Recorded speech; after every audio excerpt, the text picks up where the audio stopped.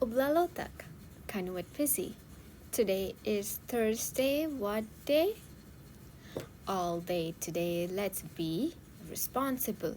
Always try to do our best, cooperate with others, and let's treat everyone with respect, including ourselves. Do you remember our friend Trisha from Behavior Health? Today she's going to talk to us and give us some better understanding on grief and discuss some healthy ways to cope with it.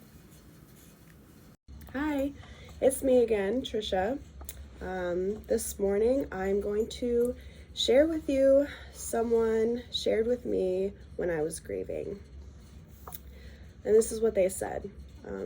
Grief is love with nowhere to go.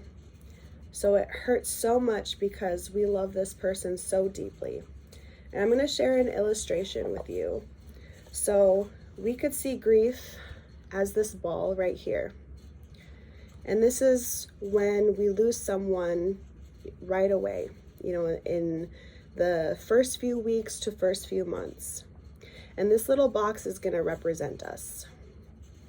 So this ball, once again, represents grief, and this represents us and how we're dealing with grief. So if you see in this box, it's pretty small. And so we feel grief so much, those feelings of sadness, those feelings of anger, those feelings of pain. We feel it so much because our box, our way of dealing with grief it's small right now. And so we feel things very deeply. But as we go along, as the weeks go on, as the months go on, as time goes on, we start to grow and we develop healthy coping mechanisms.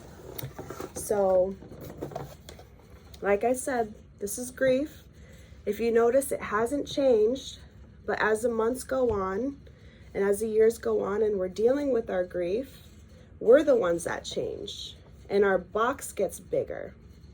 And the way that our box gets bigger, it's because we've developed healthy coping mechanisms to deal with our grief. And so when grief is moving around, it has a lot bigger space, and we'll still feel it. We'll still feel the pain of losing someone in our life. But because we've developed healthy coping mechanisms, it doesn't feel as heavy as when we first lost the person. And so for our boxes to grow, some of the healthy coping mechanisms that we might do, we could, listen to or find comfort in music, gospel music, and singing. It happens when we share memories of the person that we love. It helps when we cry or when we express our emotions of grief of this person by drawing or writing in a journal or talking to somebody. And healthy coping mechanisms could also look like going out into the country, going on a boat ride, going on a four-wheeler ride, going out hunting, berry picking, and fishing. So as time moves on, like I said, even this box will begin to grow. You still have all the love that you have for this person, but your box is going to grow. You're still going to feel pain, but it's not going to feel as much because you developed healthy coping mechanisms in your life that have allowed you to grow.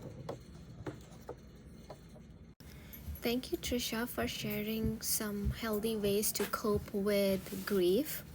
I have a question for you guys now. What are some other ways people can cope with grief?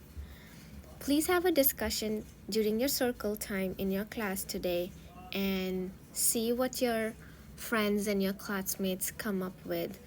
And I hope you guys take care of yourself and happy learning.